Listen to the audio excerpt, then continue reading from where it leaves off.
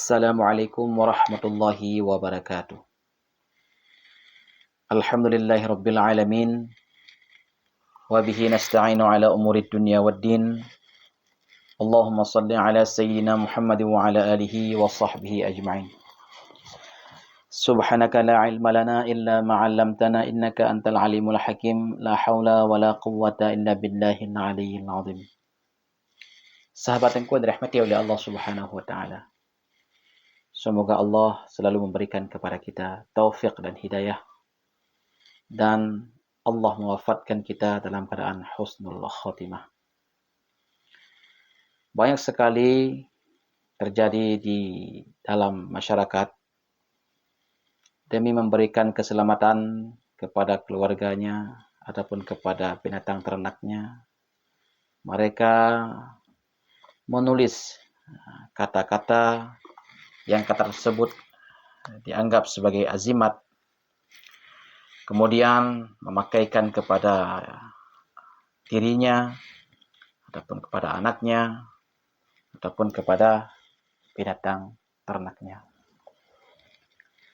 Maka apa hukum memakai azimat?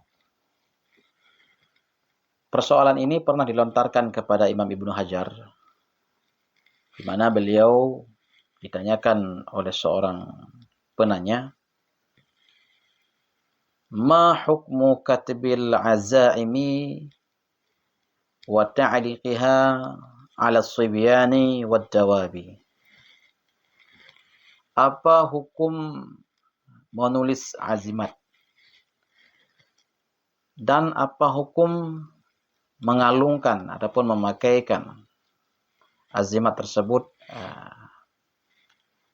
pada bayi ataupun pada binatang? Maka oleh beliau menjawab,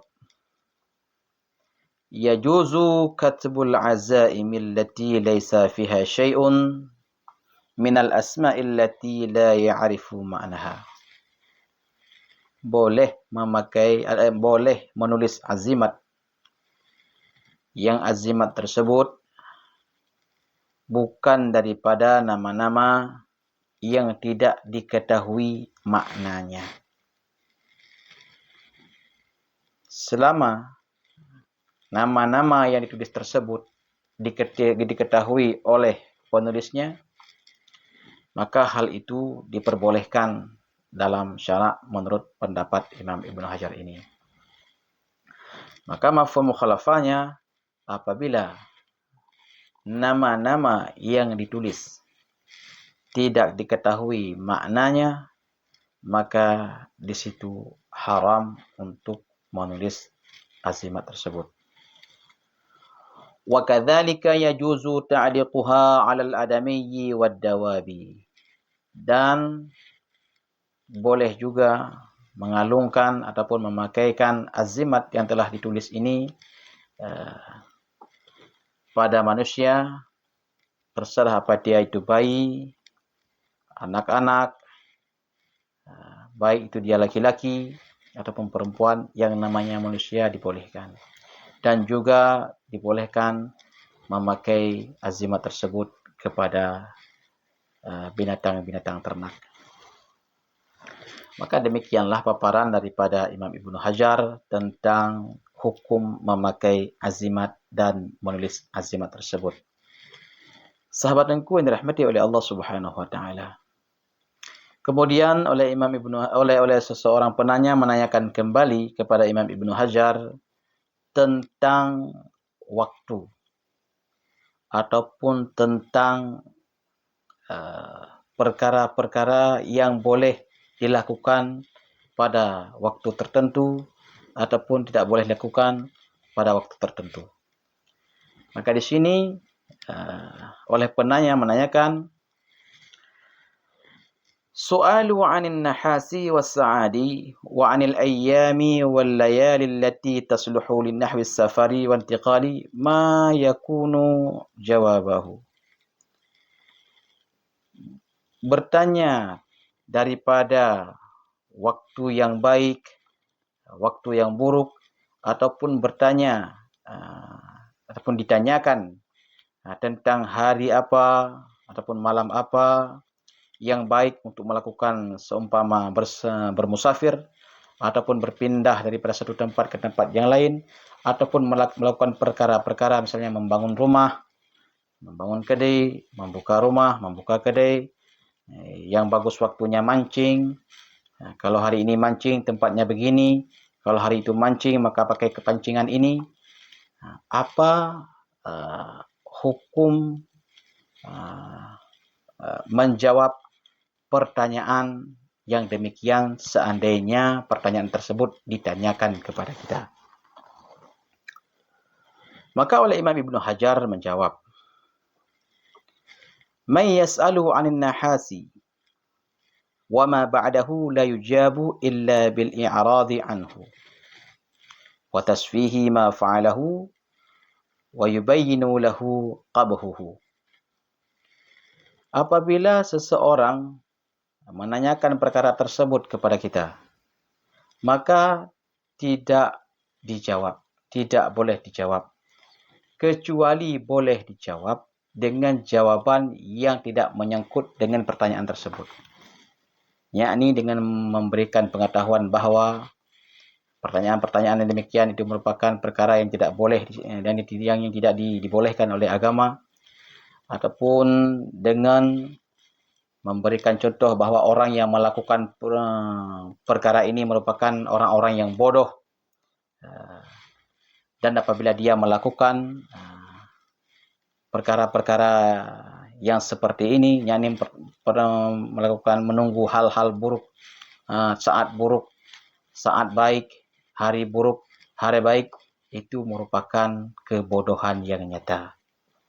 Maka wa anna dzalika min sunnatil yahudi la min hadil muslimina mutawakkilina ala khaliqihim wa bari'ihim allati la yahsabuna wa ala rabbihim yatawakkalun. Dan kita memberitahu bahawa perkara menanyakan ataupun menentukan hari baik, hari buruk, waktu beruntung, waktu yang rugi, itu merupakan sunnah-sunnah daripada Yahudi, yakni perkara perbuatan-perbuatan yang dilakukan oleh kaum Yahudi, bukan daripada petunjuk orang-orang Muslim yang mereka bertawakal kepada Allah Subhanahu Wa Taala, dan mereka bertawakal dan mereka menyerahkan diri segala urusannya dan dirinya kepada Allah Subhanahu Wa Taala. Kalau orang mukmin yang bertawakal kepada Allah Subhanahu Wa Taala, setelah dia melakukan suatu perkara yang baik dengan usahanya yang semaksimal mungkin, kemudian hatinya bertawakal kepada Allah Subhanahu Wa Taala. Tawakal itu, sahabat sekalian, bukan berarti kita meninggalkan perkara-perkara pekerjaan. Karena kita mesti membedakan mana tawakal, mana kasab ataupun usaha. Usaha itu merupakan pekerjaan anggota tubuh kita. Misalnya kita mangkas, kita mancing pergi ke sungai, mangkas pergi ke tempat pangkas, maka itu merupakan usaha daripada anggota tubuh kita. Sedangkan tawakal ini adalah perkara hati. Maka jangan sampai nanti aku bertawakal kepada Allah, diam diri di rumah, nunggu orang kasih makan, itu namanya orang bodoh. Maknanya mereka tidak paham mana tawakal dan mana kasab. Yang disuruh oleh Allah Subhanahu Wa Taala adalah berusaha, kemudian bertawakal dengan hatinya kepada Allah Subhanahu Wa Taala. Wa ma yanqilu minal ayyamil manqutati wa nahwiha an Ali karamallahu wajhahu batilun kadzdzab la asla lahu falyahdhar min dzalika. Mungkin kita pernah mendengar orang-orang mengatakan bahawa Sayyidina Ali pernah menentukan perkara hari baik, hari buruk, dan malam baik, malam buruk, yang mereka mengkambing hitamkan nama Sayyidina Ali. Maka oleh Imam Ibnu Hajar di sini menjawab bahawa itu merupakan pekerjaan ataupun perkara yang batil. Maknanya yang dia nakalkan, yang dia bilang yang bersumber daripada Sayyidina Ali itu tidak ada asal baginya. Maknanya hal itu ketika ditelusuri oleh Imam Ibnu Hajar, tidak ada jalan ataupun sanad yang memang perkara tersebut menjurus kepada Sayyidina Ali. Maka berhati-hatilah daripada orang-orang yang beginian. Karena bisa jadi membawa kita kepada kesesatan yang sangat jauh. Maka teman-teman sahabatku yang dirahmati oleh Allah Subhanahu wa taala, di sinilah iman kita diuji.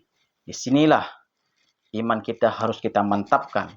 Karena jangan sampai dengan perkara yang sedikit iman kita hilang dan kita kurang percaya dengan kekuasaan Allah Subhanahu wa taala.